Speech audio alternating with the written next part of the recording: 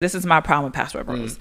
Y'all go to these third world countries, y'all get these women because, I can just get me a woman over here that she's going to sit down, she's going to shut up, she's going to do da-da-da-da-da. And she's bad as well. And she's going to be bad, right? But when a woman in America says the same thing, I want you to do this, this, this, and that for me, I could be that stay-at-home wife. You can't go to There's a problem. When we say it, it's a problem. This is a flawed argument. Flawed argument. Do you know why? Because of hypergamy. You can't go to a third world country, pick up a man that's going to be a millionaire, good looking, 6 foot, great D, and then come and be your perfect guy. That's highly unlikely. The likelihood is those type of guys are going to be in your country of origin because you come from a first world country. Yeah, it doesn't work the same. This is what men and women are different. Men don't mind dating down. Men don't mind marrying down. You can, as a man, I don't mind marrying a woman that works in McDonald's flipping burgers, bro. As long as she's bad and she's cooperative, it doesn't matter. Help the channel get 1,000 subscribers. You want divorce to be made illegal? Yes. Why? Because I don't think what we have today is really marriage.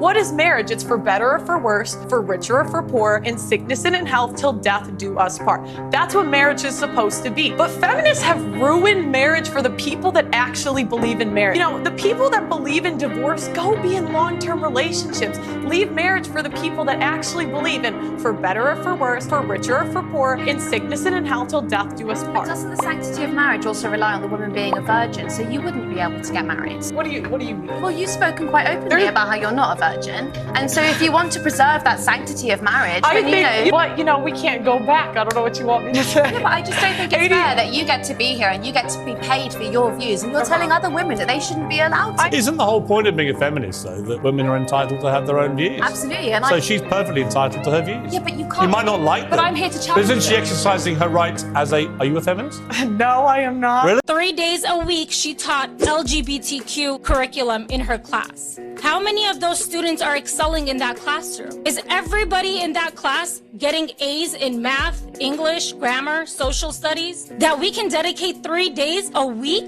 to teach 8-year-olds about sexual orientation? I don't care what kind of sex is being discussed. The word sexuality, nudity, does not belong in the ears in a classroom of 8-year-old kids. And when a parent showed their concern, what does this teacher do? Completely disregards and goes behind the parent's back trying to find ways of how to continue these lesson plans. If you guys want to talk about including all, listening to all, every student matters, our kids matter too. And we don't want those subjects being taught to children who are just 8 years old. Your demented homophobic and transphobic rhetoric and rants just further prove our point that we have to fight loudly to be respected. The reason that LGBTQIA+ rates are so high in this country, it's because there are people like you who make us feel like we don't belong.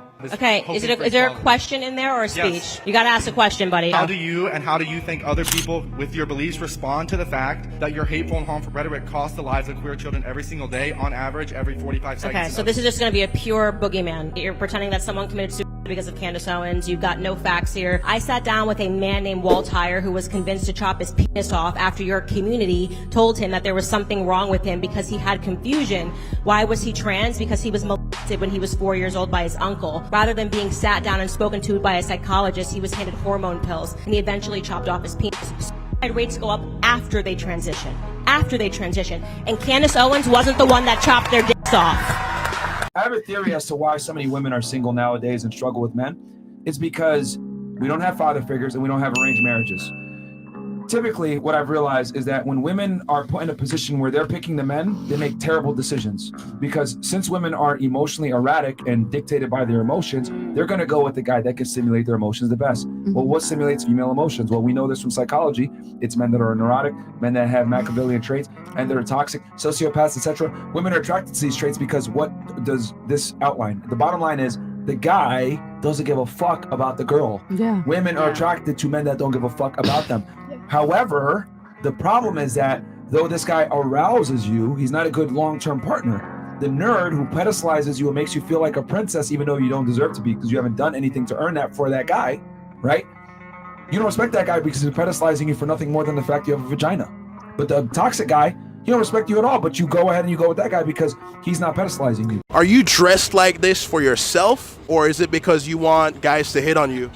For myself, and for guys to hit on me because it is a loaded question, but it's both because I dress like this because it makes me feel good and I feel like I look good for me, and I want to look good for, you know, to get a guy's attention. Sure, why not? Who doesn't like attention? Is that also why you got your nipples pierced? I got my nipples pierced because this is America. Well, why are you covering them up now? Like, I put you on the spot. You come out here with your tummy out, your nipples pierced. Then he's just gonna see it. No. Is your dick pierced? You want to find out? Maybe. How much do you think you could handle? This guy. Accept it. Sorry. You have been dating your girl for however long, 5 years. You take her to Turks and Caicos. You open up her phone and you've seen something from 10 years ago. You're calling it off. Yeah. Like dead ass. Yeah. You've already, Dad, this is what I'm doing. Like this, you're calling it off. Let me ask you another question then. One more time. Another dream scenario to make so this all makes sense. Let's say you go to a fortune teller. That man of your dreams, you find out 5 years from now, he's gonna be broke. No ability to provide security for you. He's gonna become an alcoholic. Would you stay with him now that you're armed with this information? No. Fantastic. Women are interested in a man's future. A man is interested in a woman's past. So that's the difference. We are completely opposite in the way we view the opposite gender, the way we view sex, the way we view relationships. There's a masculine and a feminine. There are things that men can do that women can't, and vice versa. Help the channel get 1,000 subscribers.